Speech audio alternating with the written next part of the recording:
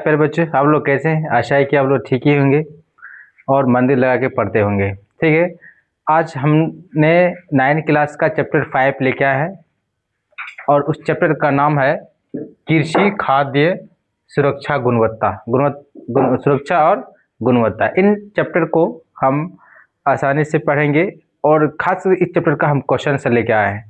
और ये आपका द स्टडी प्लेस में आपका फिर से स्वागत है और मेरा ये यूट्यूब चैनल है और इस चैनल के माध्यम से आप 9 क्लास 8 क्लास और 10 क्लास के सभी बिहार बोर्ड के सभी किताब को पढ़ाई जाती है और इसमें हर एक टीचर अलग अलग जो है कि किताब पढ़ाते हैं, बुक पढ़ाते हैं। ठीक है, तो इस चैनल के माध्यम से हम आपको कह रहे हैं कि इस वीडियो को ज़रूर शेयर करें और द स्टडी प्लेस को जो है कि ज़रूर सब्सक्राइब करें और साथ ही साथ जिन आपके फैमिली को इस वीडियो को आप पहुंचाने में बहुत बड़ा योगदान देंगे तो अच्छा रहेगा और पहुंचाने भी चाहिए, क्योंकि इस वीडियो के माध्यम से उसको आसानी से घर बैठे बैठे नॉलेज मिल जाएंगे और वो आसानी से घर में बैठे बैठे क्वेश्चन आंसर को सॉल्व कर सकते हैं और वो पढ़ सकेंगे। तो अन्यथा आपकी रिक्वेस्ट है कि इस वीडियो को ज़रूर शेयर करें और द स्टडी प्लेस को जो है कि ज़रूर सब्सक्राइब करें। आइए हम बारी बारी से क्वेश्चन और आंसर को सॉल्व करेंगे, खास करके चैप्टर नंबर 5 का क्लास 9 का। ठीक है, आइए अब देखते हैं कि पहला क्वेश्चन इसमें क्या कर रही है। पहला क्वेश्चन है, बिहार के कृषि के पिछड़ेपन यानी पिछड़ेपन को दूर करने के लिए 4 उपाय बताइए। 4 उपाय बताइए, है ना। 4 उपाय बताने कह रहा है कि 4 उपाय कौन कौन से हो सकता है जो हम कृषि का पिछड़ेपन की दूरी को हम दूर कर सकते हैं। ठीक है, इसमें है पहला पॉइंट है आपका है सिंचाई की अच्छी व्यवस्था हो। सिंचाई की अच्छी व्यवस्था, ये आपका हुआ 1 नंबर का पॉइंट है कि सिंचाई अच्छी होना चाहिए। सिंचाई कैसी होना चाहिए? अच्छी होनी चाहिए। ठीक है, तब जो है कि आप कृषि अच्छी से कर सकते हैं। दूसरा पॉइंट में आपका है किसानों को अच्छे बीज और खाद मिले। ये दूसरा पॉइंट हो गया। ये पहला पॉइंट है, यह है दूसरा पॉइंट है। क्या कह रहा है? किसानों को अच्छे बीज और खाद मिले। जब तक ये दोनों चीज नहीं मिलेगा तो कोई भी किसान अच्छे प्रकार की खेती नहीं कर सकते हैं। ठीक है, तो आइए आप तीसरा पॉइंट को पढ़ते हैं, आधुनिक कृषि मशीनों का प्रयोग बढ़ाया जाए। ठीक है, मतलब कहने का अर्थ है ये तीसरा पॉइंट में कहा गया है। तीसरा पॉइंट में कहा गया ये है कि आधुनिक कृषि मशीनों का प्रयोग बढ़ावा दिया जाए, यानी आधुनिक जो तकनीकी जितना हो सके उतना अपना अप्लाई कर सके किसान, ताकि वो अपना क्या बोलते हैं उसको खेती करने में उसको क्या हो आसान हो सके। जैसे मान ले फॉर एग्जाम्पल के लिए ये पहले जो सिंचाई के लिए बड़े मशीन का इस्तेमाल करते थे, ठीक है, और वो पाइपलाइन के माध्यम से नहीं बच गए, वो चैनल के माध्यम से खेतों तक पानी पहुंचाते थे। लेकिन अब क्या हो गया, आप जो है कि एक ऐसी मशीन निकली, आप अपने सिर पे लेकर के एक जगह से लेके जा सकते हैं और पाइपलाइन के माध्यम से कई दूर तक हम पानी पहुंचा सकते हैं। तो ये इस प्रकार का क्या होगा, तकनीकी आई और वो आसानी से खेती करने में उसको आसान हो गया। अब क्या हो गया है कि आप तो सरकार जो है क्या कर रही है कि हर जो है कि एरिया में यानी जहाँ पे कृषि की जाती है उस क्षेत्र में जो है कि बिजली की व्यवस्था कर दी गई है। तो आप वहाँ पे जो क्या करते हैं, मोटर के द्वारा आप सिंचाई कर सकते हैं टाइम पर, ताकि क्या होगा कि कृषि की यानी फसल की जो गुणवत्ता है वो बढ़ सके, क्या हो सके, बढ़ सके। ये था आपका तीसरा पॉइंट है। क्या कौन सा पॉइंट हो गया? तीसरा पॉइंट। चौथा में आपका किसानों को कृषि की नई तकनीक की जानकारी दी जाए। जब आप किसान जब कोई भी खेती करता है तो उसको नई नई बातें बतानी चाहिए कि हर साल हर जो है कि 5 साल 10 साल में क्या होती है, चेंजिंग होना चाहिए। तो ये बीज नहीं तो दूसरा बीज, या ये फसल लगाए तो फिर अच्छे तरीके के बीज को लाया जाए और वो अच्छे उत्पादन कर सके। तो इसलिए क्या कर रही है किसानों को कृषि के माध्यम से यानी कृषि के बारे में जो है कि उसको नई तकनीकी देना चाहिए, ताकि वो अच्छे गुण वाले बीज को लाया जाए और उस बीज के माध्यम से वो अच्छे फसल उगाए जाए। तो इसलिए जो है कि किसानों को क्या करना चाहिए, किसानों को है ना नई तकनीकी सिखानी चाहिए, जानकारी देनी चाहिए। तो ये थी आपका पहला क्वेश्चन जो बिहार के है ना कृषि को दूर करने के लिए 4 उपाय जो इस प्रकार दिया हुआ है। आप ये नेक्स्ट पॉइंट को पढ़ते हैं। नेक्स्ट पॉइंट क्या है? नेक्स्ट पॉइंट में आपका है खाद्य फसल एवं नकदी फसल में अंतर बताइए। ठीक है, खाद्य फसल आप सभी जानते हैं, खाद्य फसल वह फसल को कहते हैं, उस फसल को कहते हैं जो हम लोग खाते हैं, जैसे फॉर एग्जाम्पल के लिए चावल हो गया, गेहूँ हो गया, दाल हो गया, है ना, मकई हो गया, ये सभी क्या है, खाद्य फसल है। और कुछ इसमें से कुछ ऐसे फसल होते हैं जो अखाद्य होते हैं, जो खाया नहीं जाता, जैसे मान लीजिए कपास हो गया, है ना, जूट हो गया, है ना, उसके बाद रबड़ हो गया। इन सभी फसल ऐसे फसल है जो अखाद्य फसल, इसको खाया नहीं जाता है, इससे सिर्फ इस्तेमाल के लिए किया जाता है। ठीक है, तो खाद्य फसल और खाद्य फसल में आ गया। तो क्वेश्चन क्या कह रहा है, हम पढ़ेंगे खाद्य फसल और साथ साथ नकदी फसल, ये दोनों चीज़ के अंतर के बारे में बताएंगे। अगर आपका कभी भी क्वेश्चन पूछ सकता है कि खाद्य फसल और जो है कि अखाद्य फसल, तो खाद्य फसल आपका हो जाएगा खाने वाला, और खाद्य होता है जो खाया नहीं जाता है। फॉर एग्जाम्पल के लिए कपास, जूट और क्या, रबड़। जबकि खाने वाला में क्या हो जाएंगे, वो हो जाएंगे चावल, गेहूँ, मकई, दाल आदि। तो इस क्वेश्चन का रही कि खाद्य फसल एवं नकदी फसल में अंतर क्या है, तो हम पढ़ेंगे खाद्य फसल। किसके बारे में पढ़ेंगे, खाद्य फसलें। तो खाद्य फसल किसको बोलेंगे, खाने के लिए उगाई जाती है, जैसे जैसे चावल और गेहूं, या मक्का भी हो सकता है, यहाँ भी क्या हो सकते हैं, मक्का भी खाई जाती है ना। उसके बाद दाल भी खाई जाती है ना। उसके बाद चाय, ये सभी क्या है, ये सभी कौन सा फसल कहलाएंगे, खाद्य फसल कहलाएंगे। कौन फसल कहलाएंगे, खाद्य फसल कहलाएंगे। ठीक है, इसके अलावा भी बहुत सी फसल जो है कि, यानी बहुत से जो है कि कृषि है या फसल है, वह जो है कि खाने के लिए होती है। अब आते हैं दूसरा में है नकदी फसल। क्या है, नकदी फसल, जो बेचकर पैसा कमाने के लिए उगाई जाती है, उसे हम क्या कहेंगे, नकदी फसल कहेंगे। क्या कहेंगे, नकदी फसल कहेंगे। तो नकदी फसल में क्या क्या आ जाएगा, वो आपका हो जाएगा गन्ना, कपास और जूट, है ना, जूट। ये सभी क्या है, क्या है, नकदी फसल है। ठीक है, नकदी फसल है। आप गन्ने को आप घर में नहीं रख सकते, इसको जो है कि काट करके इसको क्या बोलते हैं, फैक्ट्री को दे सकते हैं। वो फैक्ट्री क्या करेंगे, वो चीनी के रूप में या गुड़ के रूप में इस्तेमाल करके वो दे देगा। मतलब जो है कि गन्ना से चीनी और गुड़ बना के मार्केट में अवेलेबल करा देगा। कपास से क्या बनेगा बापू, कपास से आपका क्या बनेगा, सूत बनता है, और इससे बहुत से कपड़े में इस्तेमाल किए जाते हैं। और साथ ही साथ क्या होता है कि बहुत सी चीज़ें इस पर बनती है। उसके बाद जूट, जूट का भी वही हाल है। जूट से क्या बनाए जाते हैं, है ना, जूट जो है कि वह बोरी वगैरह सब, रस्सी वगैरह सब आदि बनाए जाते हैं, वो किसका, जूट का। किससे, जूट का। तो ये था आपका क्वेश्चन नंबर 2, जो खाद्य फसल और नकदी फसल में अंतर करने को कह रहा है। खाद्य फसल और नकदी फसल के अंतर में कह रहा है। तो खाद्य फसल इस प्रकार हो गया और नकदी फसल इस प्रकार का हो गया। ठीक है, तो ये खाद्य फसल, ये सभी क्या है, खाद्य फसल है। आपका चावल हो जाएगा, गेहूं हो जाएगा, है ना, मक्का हो गया, दाल हो जाएगा, चाय आदि सभी क्या है, खाद्य फसल है। जबकि अखाद्य जो होता है, क्या बोलेंगे इसको, अखाद्य, है ना, अखाद्य जो फसल होते हैं, ठीक है, वो फसल होगा आपका क्या पता है, वो आपका हो जाएंगे रबर। क्या हो जाएंगे, रबर, यानी इसको खाया नहीं जाता, इसको खाया नहीं जाता है। उसके बाद आ जाएगा कपास। क्या आ जाएगा, कपास। उसके बाद क्या आ जाएंगे, जूट। क्या आ जाएंगे, जूट। ये सभी पौधे क्या है, अखाद्य है। कौन सा है, अखाद्य। ये रबड़ हो गया, कपास हो गया, जूट हो गया, ये सभी क्या है, अखाद्य फसल है। ठीक है, तो ये क्वेश्चन नंबर 2। क्वेश्चन नंबर, है ना, 3 को सॉल्व करते हैं। क्या है, कौन लोग खाद्य और सुरक्षा से अधिक ग्रस्त हो सकते हैं।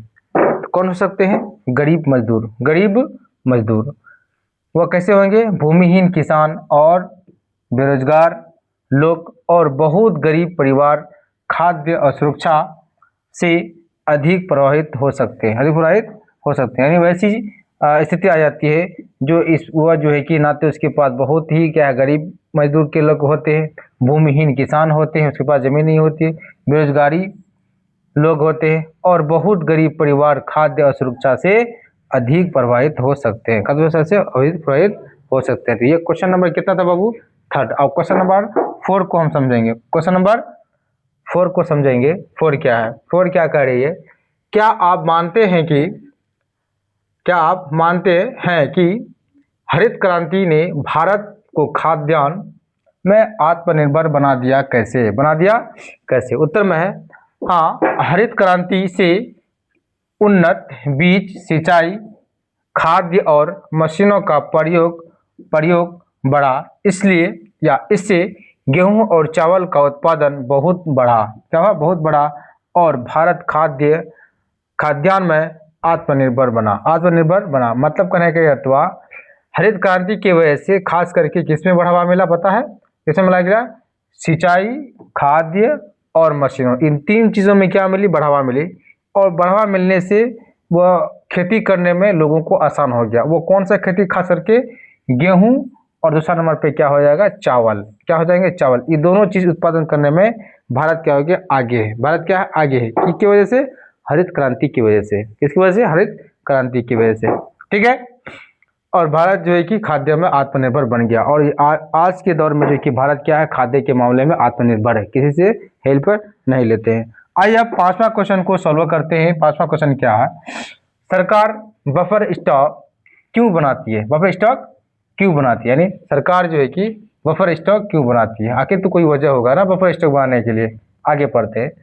सरकार अनाज का भंडार इसलिए रखती है ताकि अकाल, कौन सा? अकाल, बाढ़ या खाद्यान्न की कमी के समय लोगों को अनाज उपलब्ध कराया जा सके और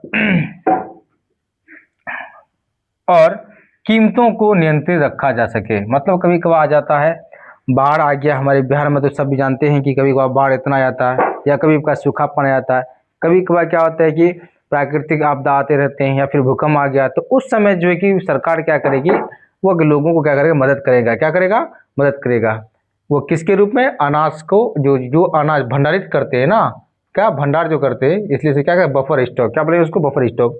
यानी इस तरह का भंडारित करना। क्या करना? भंडारित करना यानी जमा करना, ताकि ये अनाज उस समय काम देगा लोगों को जब किसी परिस्थिति में देश में अकाल आ जाए या फिर बाढ़ आ जाए या फिर आपदा, प्राकृतिक आपदा कुछ भी आ जाए, तो उस समय जो कि सरकार क्या करेगी? लोगों तक ये अनाज पहुंचाने के कार्य करेंगे। बात समझ आई बच्चों? ये था आपका क्वेश्चन नंबर 5 की सरकार बफर क्यों बनाता है। तो समझ में आ गया ना क्यों बनाती है? इसलिए बनाती है अनाज को इकट्ठा करके रखा जाए, और कभी भी तो कोई भी राज्य हो या देश में अकाल पड़ने पर वह अनाज को उपयोग करना है, लोगों तक पहुंचाना। क्वेश्चन नंबर 6, सार्वजनिक वितरण प्रणाली से आप क्या समझते हैं? समझे? सार्वजनिक वितरण प्रणाली में सरकार राशन की दुकानों के माध्यम से गरीब लोगों को कम कीमत पर गेहूं, चावल आदि खाद्यान्न उपलब्ध कराती है। तो इसको हम क्या बोलेंगे? सार्वजनिक। क्या बोलेंगे इसको? सार्वजनिक मीन्स होता है एक तरह का, मान लीजिए क्या, सरकारी। क्या बोलेंगे इसको? सरकारी। जो सरकारी तौर पर जो कि आज कोटा जिसको बोलते हैं आम भाषा में, ठीक है, जहाँ पर गेहूं चावल मिलती है, ठीक है, तो वो एक सार्वजनिक है जो लोगों को क्या करती है? एपीएल या बीपीएल के माध्यम से, अंत्योदय के माध्यम से उसको राशन दी जाती है। समझे? वही चीज कर रही है, वही चीज में कर रही है कि सरकारी या सार्वजनिक, है ना, वितरण प्रणाली से आप क्या समझते हैं? तो समझ गए। सार्वजनिक किसको बोलेंगे? सार्वजनिक प्रणाली में सरकार राशन क्या करती है? राशन दुकानों के माध्यम से गरीब लोगों को कम कीमत पर गेहूं, चावल आदि खाद्यान्न उपलब्ध कराते हैं। बात समझ? जैसे मान लीजिए आज के दौर पर कोटा हो गया, सरकार सबसे ज्यादा बजट देती है, इसी में बजट देती है, समझे, ताकि यहाँ भारत के गरीब परिवारों को क्या मिल सके? चावल और गेहूं मिल सके, वह सबसे कम दाम पर। किस दाम पर? सबसे कम दाम पर। ये थी आपकी सार्वजनिक वितरण का प्रणाली। समझ आ गया बच्चों? यह था आपका क्वेश्चन नंबर 6 है। क्वेश्चन नंबर 7 को सोल्व करेंगे, देखते हैं क्या कर रही है। राशन कार्ड कितने प्रकार के होते हैं? राशन कार्ड कितने प्रकार के होते हैं? इससे पहले जो हम क्वेश्चन पढ़े थे कि सार्वजनिक प्रणाली क्या होती है, सार्वजनिक मतलब होता है कि एक तरह का गरीबों को अनाज के रूप में प्रदान करना है। वो अनाज कौन सा हो जाएगा? गेहूं और चावल हो जाएंगे। दूसरा क्वेश्चन में आ जाएगा आपका, राशन कार्ड कितने प्रकार के हो सकते हैं? मुख्य रूप से राशन कार्ड, है ना, गरीब और जरूरतमंद परिवारों को सरकारी राशन लेने के लिए दिए जाते हैं। इनमें अंत्योदय, क्या हो गया? अंत्योदय, बीपीएल और एपीएल, जो अभी आप लोग को बताए थे, बीपीएल और एपीएल जैसे कार्ड शामिल रहते हैं और अलग अलग समय पर क्या करते हैं? उसे अलग अलग समय पर, है ना, अलग अलग समय पर उसे क्या मिलती? राशन दी जाती है। क्या दी जाती है? राशन दी जाती है ना, ताकि वह अपने, परिवार, क्या बोलेंगे, परिवार आसानी से चला सके, चला सके। ये था आपका राशन का मुख्य कार्य, समझ आ गया बच्चों। आइए अब नेक्स्ट क्वेश्चन को सॉल्व करते हैं। क्वेश्चन नंबर 8 क्या करिए। अच्छा, ये दीर्घ हो गया, ये क्या हो गया, दीर्घ उत्तरीय प्रश्न हो गया, लंबे क्वेश्चन पर प्रश्न उत्तर हो जाएंगे। तो बिहार की अर्थव्यवस्था में कृषि की भूमिका का विवेचना करें। बिहार की अर्थव्यवस्था में कृषि का बहुत महत्वपूर्ण स्थान है। राज्य की बड़ी आबादी खेती और उससे जुड़े कामों पर निर्भर है। यहाँ चावल, गेहूं, मक्का, गन्ना, यानी चावल, गेहूं, मक्का, गन्ना, दलहन और सब्जियों का उत्पादन होता है। कृषि से लोगों को रोजगार मिलता है और उद्योगों को कच्चा माल भी मिलता है। इसलिए बिहार के आर्थिक विकास में कृषि की बहुत महत्वपूर्ण भूमिका है। कृषि की क्या बहुत महत्वपूर्ण भूमिका है। पहले क्या था, झारखंड शामिल था, जब बिहार में है ना झारखंड शामिल था तो क्या था, खनिज थी।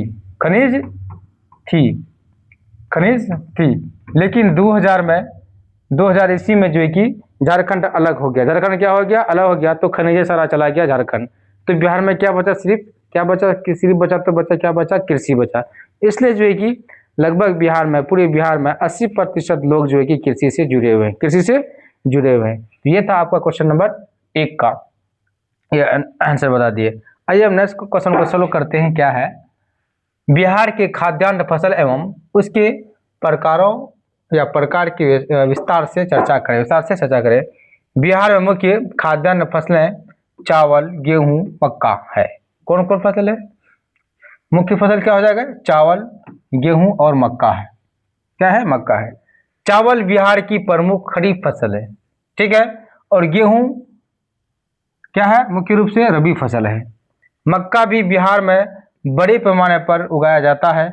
इसके अलावा दलहन भी खाद्य फसलों में शामिल है। इन फसलों से लोगों को भोजन मिलता है और किसानों को आय प्राप्त होता है। और किसानों क्या मिलता है, आय प्राप्त होता है। अब हम अभी तुरंत बताया आपको, बिहार में कुछ है नहीं तो क्या बचा हुआ है, कृषि है।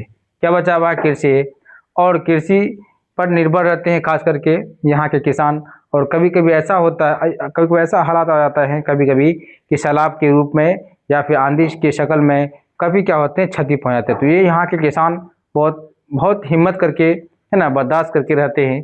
खास करके इस सिचुएशन में जब अधिक से अधिक कभी बारिश आ जाता है तो सैलाब आ जाता था उस समय, ठीक है। तो ये थी आपकी क्वेश्चन नंबर 2 कि बिहार में जो है कि किसके बारे में, खाद्य फसल के बारे में चर्चा करें। तो बिहार के खाद्य फसल क्या हो जाएगा आपका प्रमुख, चावल, गेहूं और मक्का। उन चावल और गेहूं के माध्यम से जो है कि कुछ जो है कि क्या बोलते हैं, इसमें खरीफ फसल भी कहलाते हैं और रबी फसल भी कहलाते हैं, ठीक है। आइए नेक्स्ट पॉइंट को सॉल्व करते हैं। क्या कर रही है, जब कोई आपदा आती है तो खाद्य भूमि या खाद्य पूर्ति पर क्या प्रभाव होता है, चर्चा करें। बाढ़, सूखा, भूकंप जैसी आपदाओं के कारण फसलें खराब हो जाती है या हो सकती है। इससे खाद्यान्न का उत्पादन और बाजार में आपूर्ति कम हो जाती है। खाद्य पदार्थों की कीमत बढ़ जाती है, अर्थात क्या होती है, बढ़ जाती है। और गरीब लोगों को है ना भोजन मिलने में परेशानी हो सकती है। ऐसी स्थिति में सरकार अपने बफर स्टॉक, जो अभी आप लोग बताए, बफर स्टॉक बना होता है एक तरह का भंडारित करना, अनाज उपलब्ध कराती है और राशन व्यवस्था को मजबूत कराती है। जो अभी आप लोग को बताया, जब कोई भी देश में हो या फिर राज्य में हो तो कभी कभी आपदा ऐसी आ जाती है तो वहाँ पे सपोर्ट करने की ज़रूरत पड़ती है सरकार को, सरकार ने लोगों को मदद करती है। तो वो किस माध्यम से मदद करेगा बाबू, खाद्य फसल के रूप में। तो खाद्य क्या हो जाएंगे, वह गेहूं, चावल आदि जो है कि वह आदि के माध्यम से सरकार क्या करेंगे, लोगों तक मदद पहुंचाएंगे। ये था आपका क्वेश्चन नंबर 3। आगे देखते हैं क्वेश्चन नंबर लास्ट में क्या करिए, गरीबों को खाद्य सुरक्षा देने के लिए सरकार ने क्या क्या सरकार की ओर से शुरू की गई किन्हीं 2 योजनाओं की चर्चा करें। किसकी, किन 2 योजना, ये 2 योजनाओं की चर्चा हम करेंगे, ठीक है, जो सरकार दे रही है हमें। उत्तर में है, सरकार ने गरीब लोगों को सस्ता सस्ता और पर्याप्त भोजन देने के लिए कई योजनाएं शुरू की। नंबर 1 में आपका सार्वजनिक वितरण प्रणाली, जिसको बोलते हैं पीडीएस। क्या बोलेंगे? पीडीएस। राशन दुकानों के माध्यम से गरीब परिवारों को कम कीमत पर अनाज दिया जाता है। फॉर एग्जाम्पल के लिए कोटा मान लीजिए। क्या मान लीजिए?